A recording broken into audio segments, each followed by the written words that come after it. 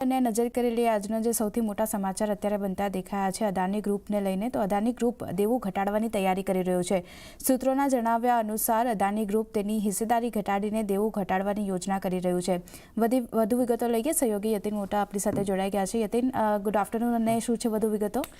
તો અદાની ગ્રુપની જે પ્રમોટર એન્ટિટીઝ છે, પોતાના ગ્રુપ લેવલ એટલે કે પ્રમોટર લેવલ ઉપર પોતાનું કરજો અને લેવરેજ ઓછું કરવા માટે અંબુજા અને અદાની પાવર જેવી બે લિસ્ટેડ કંપનીઝમાં પોતાનો હિસ્સો ઘટાડી શકે છે। લગભગ 5% સુધીનું ઓફર ફોર સેલ કે બ્લોક ડીલના જરીએ અંબુજા સિમેન્ટ અને અદાની પાવરમાં પ્રમોટર એન્ટિટીઝ પોતાનો હિસ્સો વેચી શકે છે। અને ઓબ્વિયસલી જે બેન્કર્સ સંકળાયેલા છે અદાની ગ્રુપ હારે, તેઓનું કહેવું છે કે બહુ જલ્દી આ ટ્રાન્ઝેક્શન કરવામાં આવશે। તમને અગર ખ્યાલ હોય તો અંબુજા સિમેન્ટનું જે ટ્રાન્ઝેક્શન હતું એ અદાની ગ્રુપે લેવરેજ બાયઆઉટ તરીકે ફોરેન બેન્ક્સથી કરજો લઈને કર્યો હતો।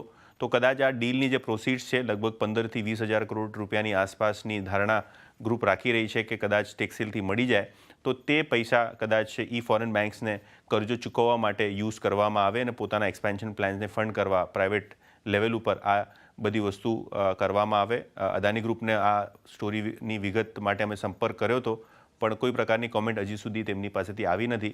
પણ ક્લિયર એ વસ્તુ છે કે અંબુજા સિમેન્ટ અને અદાની પાવર આ ફોકસમાં રહેશે, કારણ કે કદાચ અહીંયા પ્રમોટર્સ લગભગ 5% સુધીનો હિસ્સો ખર્ચ ઓછું કરવા માટે પોતાના લેવલ ઉપર પ્રમોટર લેવલ ઉપર વેચી શકે।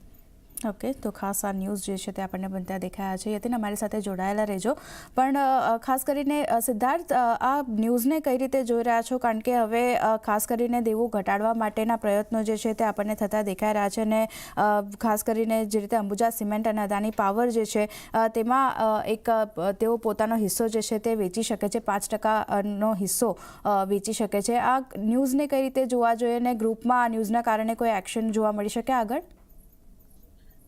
અગેન કોઈ પણ બિઝનેસ કે કોઈ પણ ગ્રુપે આગળ જતા સસ્ટેનેબલ રહેવું હોય તો એની બેલેન્સ શીટ સ્ટ્રેન્થ પોતાને ઇમ્પ્રૂવ કરવાની જરૂરત હોય છે, અને Adani is going in the right direction.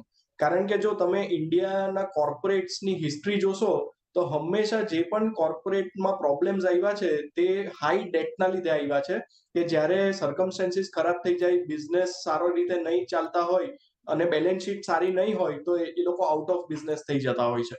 અને ઇન્ડિયામાં અત્યારે લાસ્ટ 5 યર્સમાં ખાસ કરીને કોવિડ પછી મેં જોયું છે કે બધા એન્ટરપ્રિન્યોર્સ ખાસી રીતે પોતાની બેલેન્સ શીટ સ્ટ્રેન્થ પર ફોકસ કરી રહ્યા છે, રિટર્ન ઓન કેપિટલ પર ફોકસ કરી રહ્યા છે।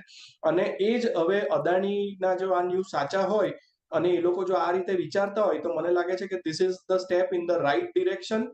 કારણ કે અગેન અદાણી ગ્રુપના તમે ઓવરઓલ જોશો તો એ લોકો ઉપર ડેટ વધારે પડતું છે, અને જો એ ડેટ એ લોકો રિડ્યુસ કરી શકે તો એ માર્કેટને ગમશે, પોઝિટિવલી માર્કેટ એને લેશે, અને એની સસ્ટેનેબિલિટી બની જશે લોંગ ટર્મ માટે।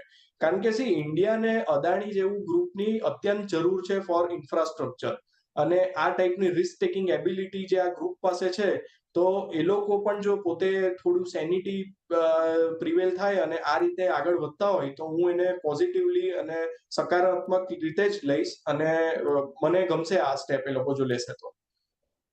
ખાસ કરીને આ વ્યૂ આપણને ઓવરઓલ અદાની